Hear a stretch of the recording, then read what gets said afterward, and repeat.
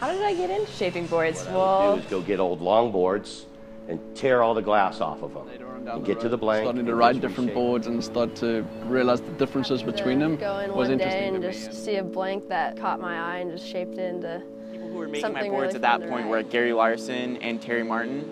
And so I would just go in and picked up a couple blanks. He was just kind of like, yeah, have fun. David Van Ginkel of DVG Shapes in Cape Town. Skip Fry, Tony Staples, Terry girls Golds. that was already doing it, and they invited me to It come doesn't hang out really at Shapers. come together until you do it yourself. You're not just writing a surfboard, you're writing a piece of art. It's amazing.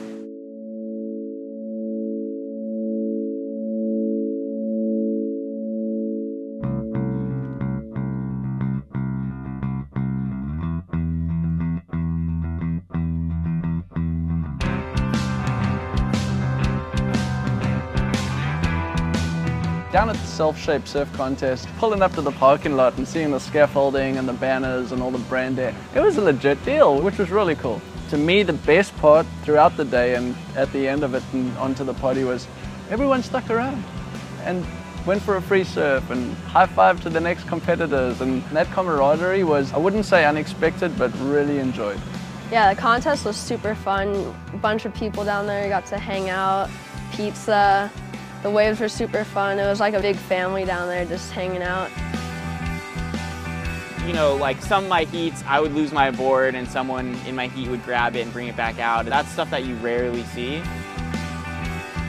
The range of surfers that showed up, the boards that showed up, going on the level of performance, there was people completely shredding on modern equipment that they built themselves, which I thought was really interesting.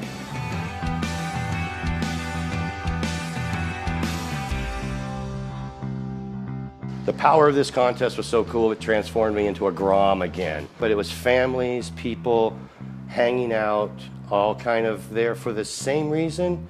And I think that was probably because everybody involved in this had a certain respect and admiration for everybody else, because you knew what they'd gone through to paddle out on their board.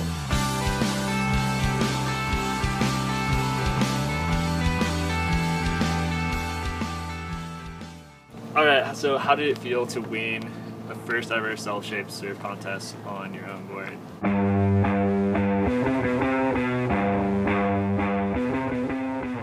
That alone was amazing because I don't usually win contests. The girls in the heats, they were all talented. Everybody was great at surfing and they were all on their own boards. So they were just as amped to get out there and ride these boards too, and it was so fun.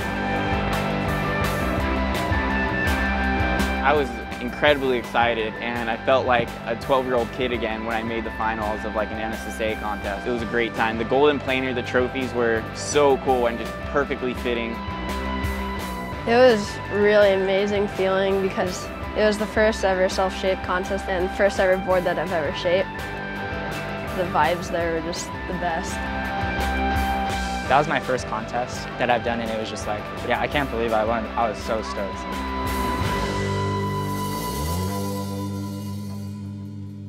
Like-minded girls are always trying to find each other. This is a great opportunity for that, you know, to be able to find like-minded people. They like to build things, create, be in nature, and if you're that kind of person, this is the place for you.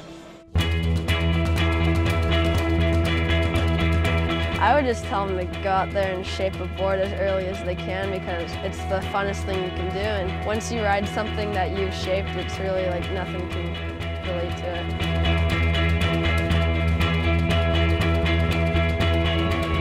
I go on record saying that I think everybody should shape their own surfboard. It makes surfing a much deeper activity. This wouldn't have been possible even 3, 4, 5, definitely 5 years ago. Surfing's changed. The appreciation for various crafts has been opened a little wider, and board building, board design, do-it-yourself mentality. Things are changing fast, and we're in a good place.